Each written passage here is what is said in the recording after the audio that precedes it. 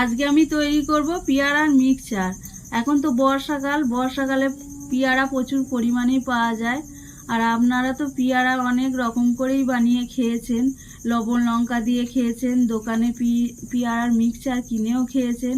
আর আজকে আমি দেখাবো ঘরের কয়েকটি উপকরণ দিয়েই পেয়ারার মিক্সচার তৈরি। এটা খেতে খুবই সুন্দর হবে। এবার পেয়ারাগুলো আমি ছোট ছোট করে কেটে নেব। দেখুন, আমি পেয়ারাগুলোকে ছোট ছোট কেটে নিয়েছি। আর এই পেয়ারার মিক্সচার তৈরি করার সময় খুব কাঁচা পেয়ারা নিলেও হবে না, আবার খুব পাকা পেয়ারা নিলেও হবে না, এরকম ডাসানো পেয়ারাই নিতে হবে। আর এখানে আমি নিয়ে নিয়েছি 1 চামচ সর্ষে আর ধনে পাতা, 2টো কাঁচা লঙ্কা। এগুলো আমি শিলে বেটে নেব। আপনারা চাইলে মিক্সিতেও বেটে নিতে পারেন, কিন্তু শিলে বাটলে স্বাদটা একটু ভালো হয়, তাই আমি শিলেই বেটে নেব। দেখুন, আমার সর্ষে, কাঁচা লঙ্কা, ধনে পাতা বাটা হয়ে গেছে।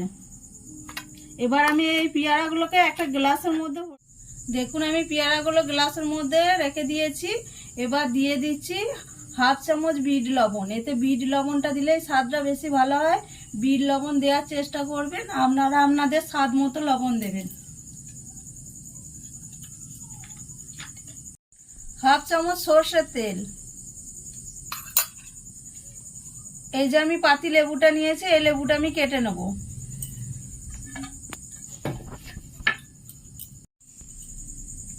1/2 চামচ লেবুর রস।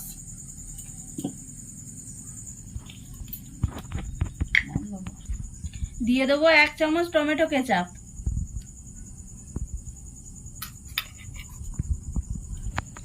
এবার যে আমি সর্ষে, ধনে পাতা আর কাঁচা লঙ্কাটা বেটে রেখেছিলাম, এটা আমি দিয়ে দেবো।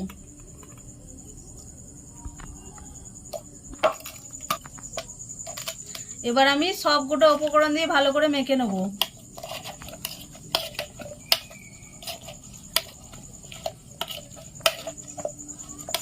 আমি মেখে নেওয়ার পর দেখাচ্ছি। দেখুন বন্ধুরা, আমার পেয়ারার মিক্সচার তৈরি হয়ে গেছে। এই পেয়ারার মিক্সচারটা খেতে খুবই মুখরোচক হয়। আপনারা অবশ্যই বাড়িতে বানিয়ে দেখবেন। আর ভালো লাগলে আমাকে একটা লাইক, শেয়ার, সাবস্ক্রাইব করবেন।